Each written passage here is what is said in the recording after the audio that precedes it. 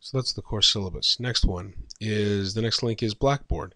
Blackboard and WebCT are similar. But WebCT is something that's being phased out, so older students are using that. If you're a newer student, then Blackboard is what you're being used. It's the exact same content, assignments, and all that, but it's just in a different format.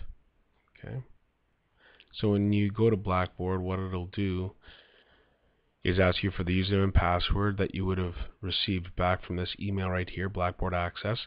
So you enter that in, it'll bring you here. I was already logged in, so that's why it went right to here. It'll list all the courses that you're currently taking, so I'm just going to click on Social Studies 11. So when I open it up, this is kind of the layout of the course. So you'll see here that all the modules are located right here. So module 1, 2, 3, and 4.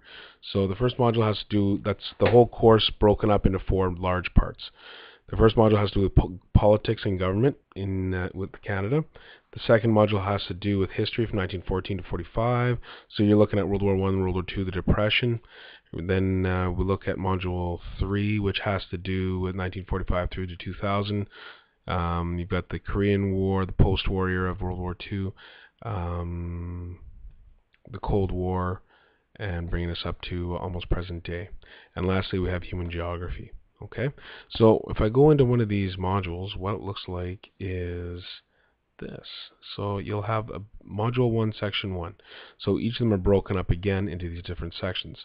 Now, just so you understand, you can use these little folder views in order to see a little bit more. You can use this thing to hide it back and forth. What else can I show you? Yeah. If you wanted different views, then you can just play around with that. I'm going to go to Module 1, Section 1, and what it has is this is set up in pages. So you just do a reading and then go to the next page. And then it's going to reference your e-textbook from time to time as well. So next page, go to the next one.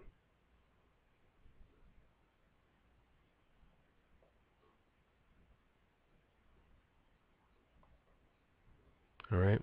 So it says sometimes it'll say open your Counterpoints textbook to page 299. That refers to your e-textbook. Okay. So you'll see here each of these things are the pages that we just went through. So if you see, I'll just go over the next page. It's going to bring you to a practice assignment. Where do you fall in the political spectrum? Now understand that you're responsible for all the material for the module module tests. Okay. So there's 4 modules, so there's 4 tests on each of those modules. So 1 test per module. When we're going through and you're doing these practice assignments, they're fairly important to take notes on because usually they have some pretty good information that you need in order for tests. So it's important to go through all these pages, take notes, and just learn what you can from each. Okay.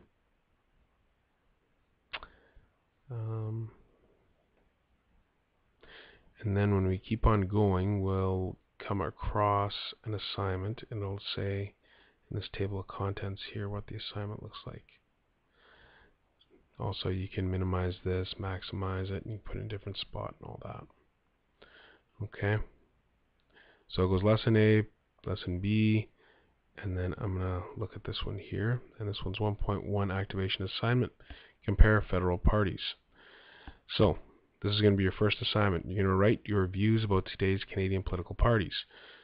Choose 3 parties and describe their leader and major platform. Summarize this with a paragraph describing your choice for leadership should you be voting today. Include reasons why.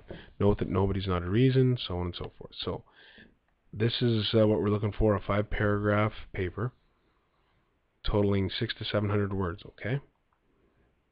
This is the marking rubric here, so you can open that up and have a look how I'm going to mark you. It leaves you a space in Blackboard to actually type it here. I don't really want you to type it in there. I'd rather use a word processor because then you get the benefit of spell check, grammar check, and all that. Just click here, browse my computer as if you're attaching an email, same type of thing. You browse, you find the document, attach it there, and then you are in good shape. And then once you've done that, click submit, and then the assignment's going to go to me.